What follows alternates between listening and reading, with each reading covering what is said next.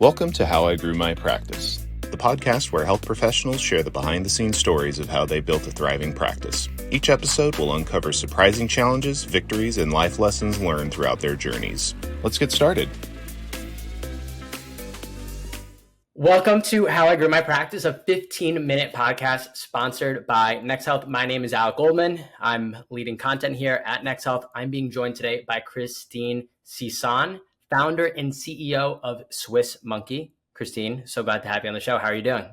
Great. Then you did a good job with the last name. I love it. Thank goodness. Good. That's a win for us. It's you can imagine how many different ways I could possibly butcher it. So many. Exactly. Well, I'm glad I got it right. And again, welcome to the show. Just for the folks, our audience who may not know who Christine is and what Swiss Monkey is, if you don't mind just sharing a little bit about yourself and your company. Great. Thanks, Alec. I'm excited. I know we have 15 minutes, so we'll kind of do our high brush here. So my name is Christine Sison. I'm the CEO and founder of Swiss Monkey. Started this journey about, 5 years ago. And really what we do is we help our doctors build hybrid teams. So really helping them connect to remote team members to help them basically do all the things that need to get done in the office where it's really challenging given all the staffing issues. And so I started the company about, it feels like dog years, right? But my background is kind of in the healthcare space prior to dentistry. So got my bachelor's in neurobiology. I have a master's in health policy and management. I was working with hospitals and clinics for a period of time. I got into dentistry because my husband's a dentist, and that's how I got sucked into the dental vortex, if you will. And any of the spouses or partners know it's like this, you just get pulled in. And that's really where the dream started there. And so I was helping to run the practice, and staffing it was an issue back then. That was, when I started the practice about 10 years ago, and it continues to be the biggest challenge from what we're seeing even now for dental practices. So, our job here has been to think about, hey, how are new ways to really deal and manage the staffing challenges that maybe weren't available to us 5-10 years ago. So I'm really excited to be able to share what we can do to help managers here in terms of helping them actually run the dental practice.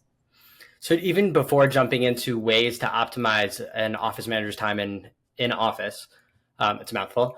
Can you share a little bit about what you mean by seeing more of like the labor challenges specifically in 2023 relative to what you may have seen when you were founding Swiss Monkey 5 years ago? Yeah, that's a great question. So I think there are lots of different kind of big trends that happened after COVID, but I would say one of the biggest kind of big macro trends was that you have this kind of turning over of the labor of the workforce generation. So kind of that baby boomer generation is really transitioning out, and really the Gen Zs and the millennials, that's kind of the biggest workforce, right? And that group has a very different kind of expectations of what they want in their life, right? This whole kind of work-life balance, I think prior was kind of kumbaya for us. Like, work-life balance, we're still going to work 100 hours a week. And I think what happened with COVID was that people were like, no, I choose to I really want a work-life balance. I might want to work 4 days a week or 3 days a week. And we had, in addition to that, a lot of, I think, women and working mothers, single parents really trying to figure out, hey, how do I get back to the workforce and still be able to provide for my family? So I think you have kind of the generational difference of people really wanting a better work-life balance. And I think also the gender difference. I think having women come back into the workforce, I think we just need different solutions in terms of really how to allow that women to come back into the workforce. Yeah, we see that. We've been hearing a lot about that at NexHealth, working with thousands of practices.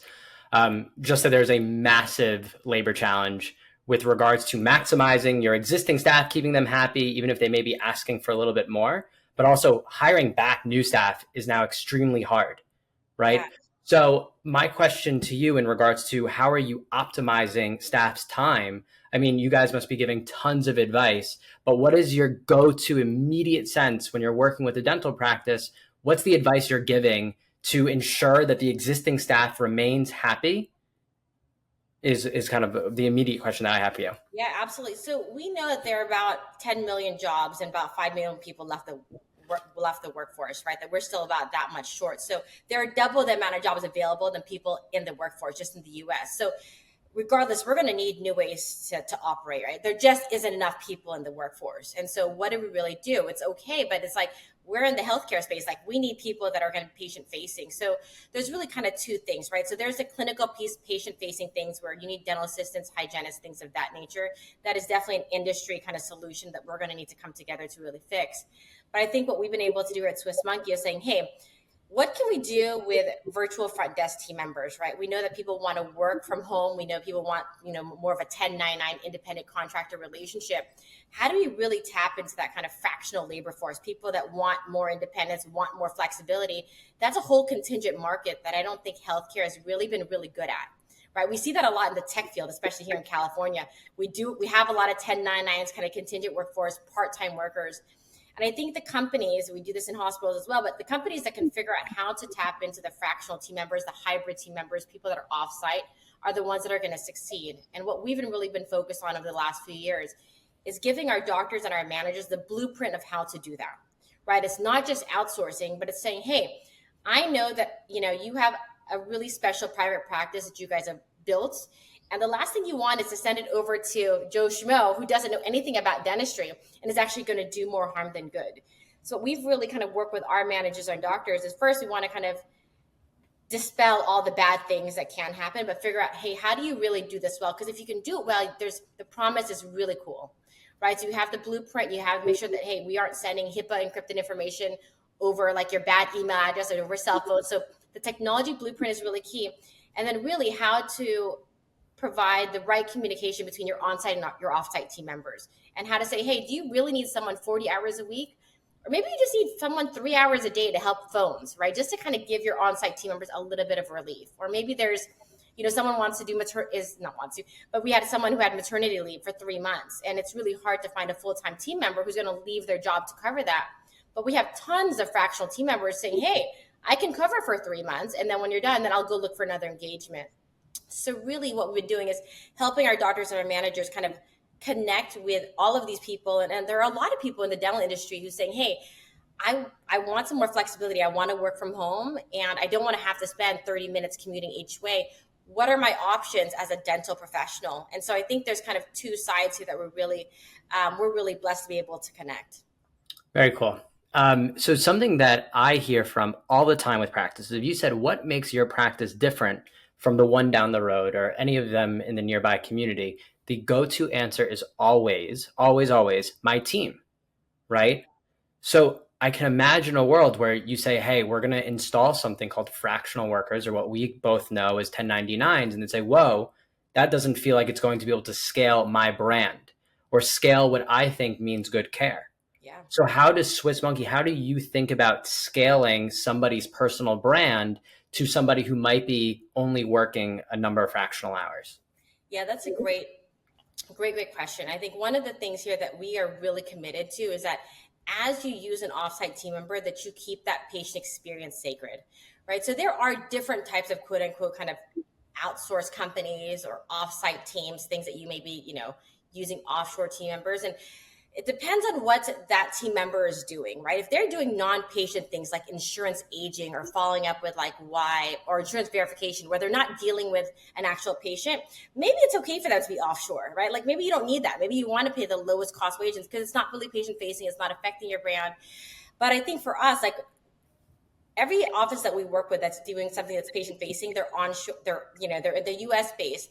And we want to make sure that regardless of whether or not that person is working with 1 or 3 or 4 offices, that person is trained on that specific office. So we do have, for us, we make sure, hey, Alec, you're going to be working with Dr. X, but we actually have Dr. X make sure that they meet you and they can actually train you specifically for that office.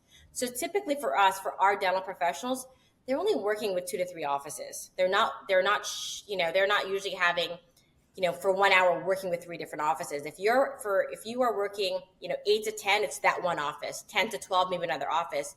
In other companies, so it's not bad or good, but in other companies, typically one person for that period of time is working for 3 or 4 offices. And when that happens, that's really hard for that person essentially to be able to memorize 3 or 4 different intake forms.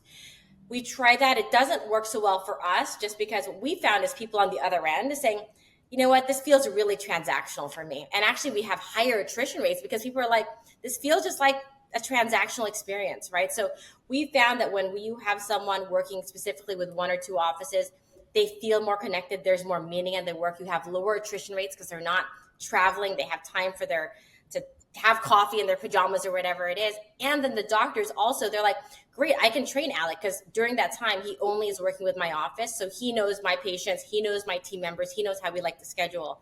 So I think we've been able to really marry those two, I think, challenges in the past. So when you are working with dental practices and you're kind of just doing your basic qualification of just assessing perhaps how busy the front office team is, if they're overworked, if they're just the array of tasks that they are responsible for on a day-to-day basis, what is your go-to thought on what should be perhaps done by a fractional worker in order to make for more time for front office staff in office in an in-person facing role? I guess what are those tasks? Yeah, so one of the really important things is when you have this kind of change in your model, it has to be a very deliberate effort because it does break the system on site, right? It's not like exchanging glove brand A for glove brand B. I mean, you're basically taking a whole new team member and you're integrating into your office. So people that are going to do this know that like it's going to take time. Like you shouldn't just haphazardly be like, oh, I'm going to take Alec and I'm going to plug him in. Like there has to be your team and your structures and your systems have to be really in place, and that's what we help them with. And so what we do when a doctor's or a manager saying, hey, I'm really overwhelmed, I'm tired, I don't feel happy when I come in, I feel like I always have things to do, is we say, let's take an inventory of your day, right? What are all the things that you want to be doing, and what are all the things that are keeping you from that? And every office is very different. Some are like, you know what, I hate doing verification, so we take that out. Right? Some of them like, gosh, I don't have time to do my hygiene recare calls, and we pull that out. But it really depends on the office and what their goals are. So typically we'll work with a team saying, hey, what are the things that you're doing on a day-to-day basis? What can we pull off site, right? That can be done really well. And will that help you move you towards your goal? And again, it really depends on what kind of team they have. So I'll do one example. I have an office with a really amazing office manager, right? She's fantastic. She might not need a really heavy offsite team. She might say, hey, Christina, I just need someone to help me answer phones, take a message 2 hours a day. That's going to give me enough time back. But what if an office manager in another area says, hey, you know what? I'm going to be leaving for 2 weeks and there's no one at the front desk. They might need a really senior offsite team member because she's gone or he or she's gone. So they might say, hey, I need someone really, really experienced. So the offsite team is very reflexive to the on-site team. So it depends on the kind of talent that you have. So really we build the teams up together. We create a full team. But typically anything not patient-facing can be done off-site. It doesn't mean that you should.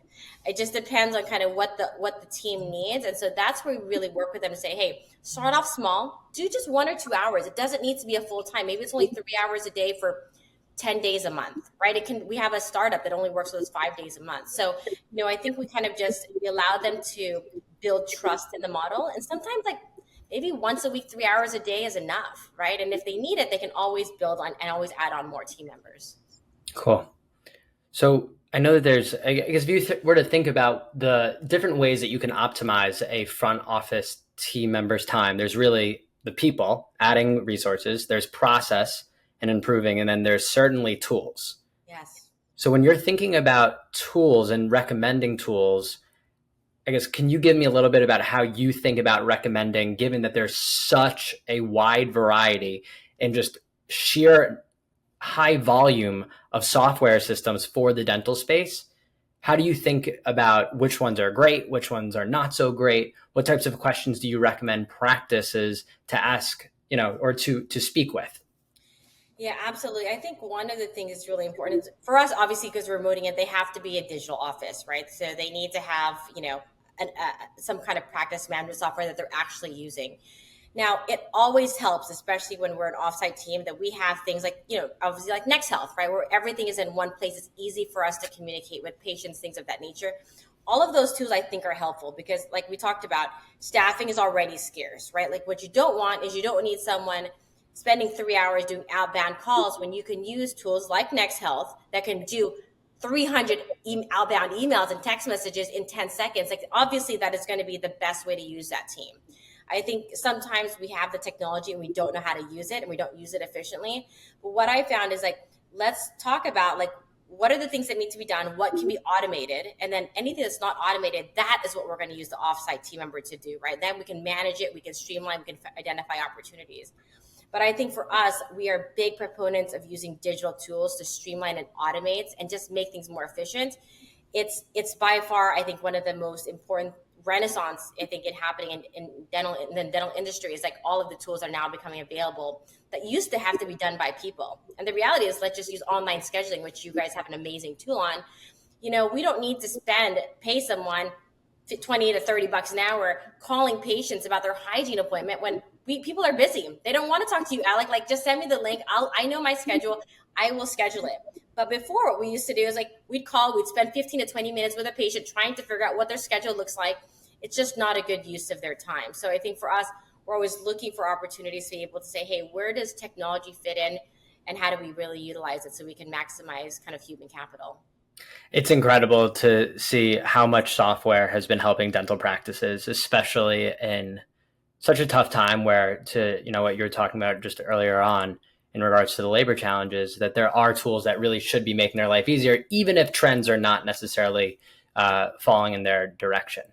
I wanted to give you the opportunity. I know we're at the 60-minute mark. What is a final thought that you have for kind of just for our audience, all the dentists, all the office managers who are listening in regards to ways to optimize a front office manager's time? Yeah, I think, just closing thoughts. I think, one, they're not alone. If you are an office that's having staffing issues, you're sensing that your team is kind of overwhelmed or stressed, or you're one of those where you close the door at the end of the day and you're like, man, I didn't get everything done. Think about that there may be other models like an offsite team member that you might want to explore, right? This might not be for everyone, but it does work. And if you can be open to the idea that hey, how do I really use this to get a little bit of joy back, to hit my financial goals?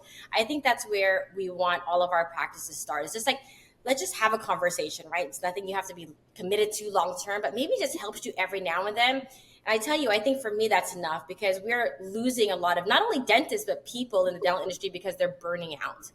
And the idea is it doesn't have to be that way. And I think the book of goods that we were sold operating a dental practice 10 years ago is not the standard operating way that we can do that now. There's so much more technology. There's so many new ways to kind of tap into the labor market that they might have not been able to really utilize before.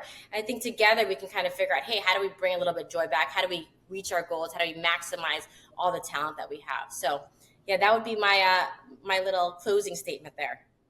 Christine, thank you. I think what you're doing with fractional labor, specifically in the dental space, is much, much needed.